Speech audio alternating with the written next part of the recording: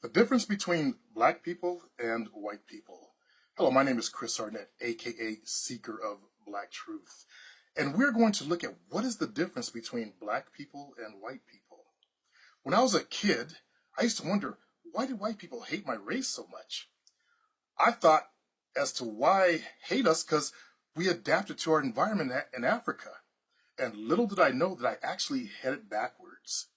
I have since learned from modern DNA study that life actually did begin in Africa. And I headed backwards. I thought people from Europe moved to Africa and just got darker. Geneticists have cracked the DNA code of the origin of mankind. They found that the oldest race on the planet, that every man, woman, and child, no matter where they live, they come from what's a tribe that's called the Sans Bushmen of Africa. That means every person on the planet's DNA can be traced through the family tree back to Africa. And all races on the planet that are non-African are branches out of that same tree, that same human tree. Now, after learning this, I went in search of, well, what happened to white folks that made them look so different from us? And I learned that the difference can be traced to one single gland in the body, the pineal gland. I learned that the pineal gland sits right there in the center of the brain, and that the pineal gland is made up of the same cells that are actually in our eye, as to why was called the third eye by the ancients. I also learned that this gland was considered dormant as it is calcified within over 80% of the Caucasian race. As you can see by the photograph here, there's a white barrier surrounding this dormant pineal gland. It's like sitting in a concrete building with no windows. Up until the Vietnam War, it was thought that everyone's pineal gland was calcified or a useless organ until they began to open up black soldiers who had died in the war. In my own research, I learned that in my race, the pineal gland produces two important things. Melanin being the most important of the two, and that everything on the planet has melanin in it. Melanin is a black carbon substance that gives us protection from the harmful UV rays. Melanin also in African Americans or Africans from the old country also surrounds the uterus and protects a developing fetus from the harmful UV rays of the sun that's missing in many of the other races. I learned that this is what is missing within the Caucasian race that made their skin turn white as to why they experience the most skin cancer of all people on the planet. The benefits of melanin are, first of all, it gives you a younger looking skin because it protects you from the harmful UV rays of the sun. And secondly, it acts as a free radical cleaner.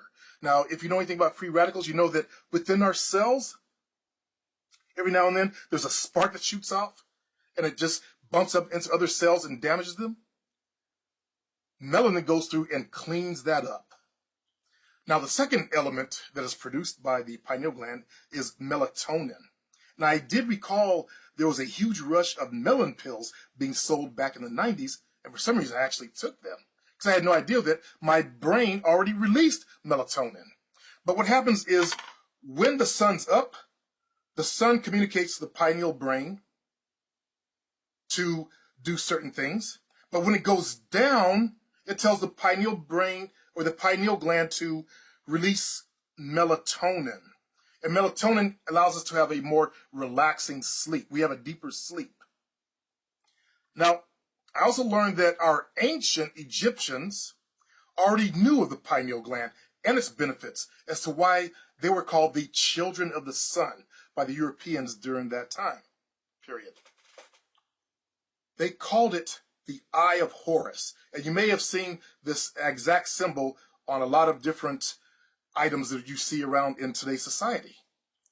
I then began to ask, well, what happened to white folks to cause their pineal gland to become calcified and not produce melanin to darken their skin and protect their skin?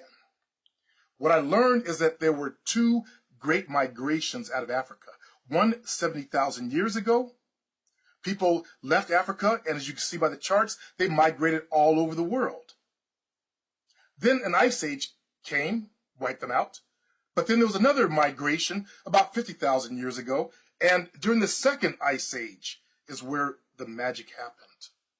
These are the first Europeans, what they look like, the first modern European that forensic artist Richard Nave reconstructed the face based on skull fragments found 35,000 years, or from 35,000 years ago.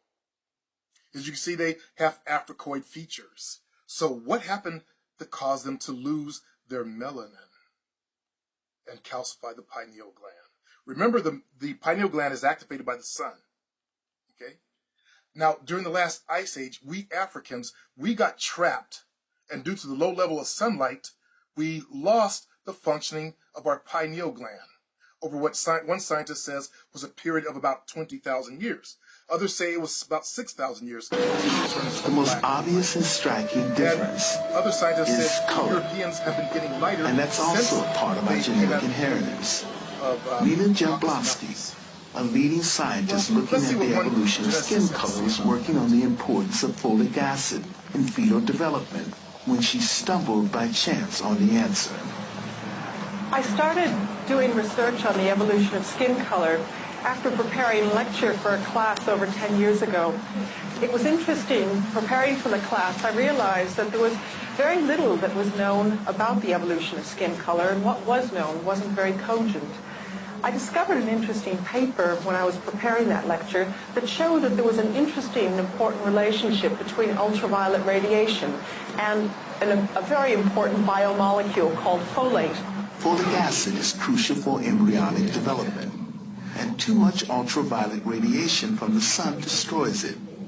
So our ancestors in tropical Africa needed to be dark to protect their survival.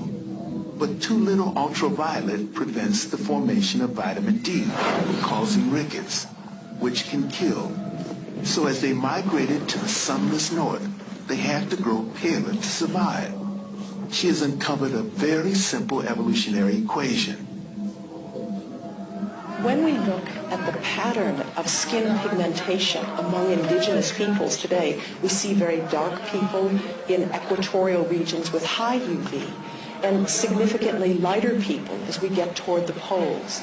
And it turns out that melanin, the natural sunscreen, is phenomenally good at screening out ultraviolet radiation. To some extent, it's too good. And in order for us to be able to make enough vitamin D in our skin, we have to reduce the amount of melanin that exists in the skin. And so what we see in the course of our species history, as we moved from an area of high UV to areas of lower UV, our skin has become more and more depigmented. She calculates that it takes about 20,000 years to turn from black to white.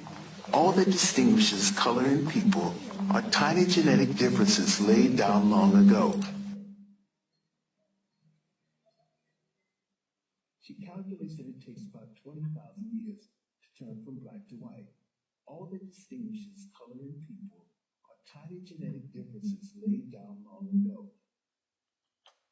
There you go. Also, we know there was interbreeding now between the Neanderthals, pre-humans, and modern man as they got into Europe.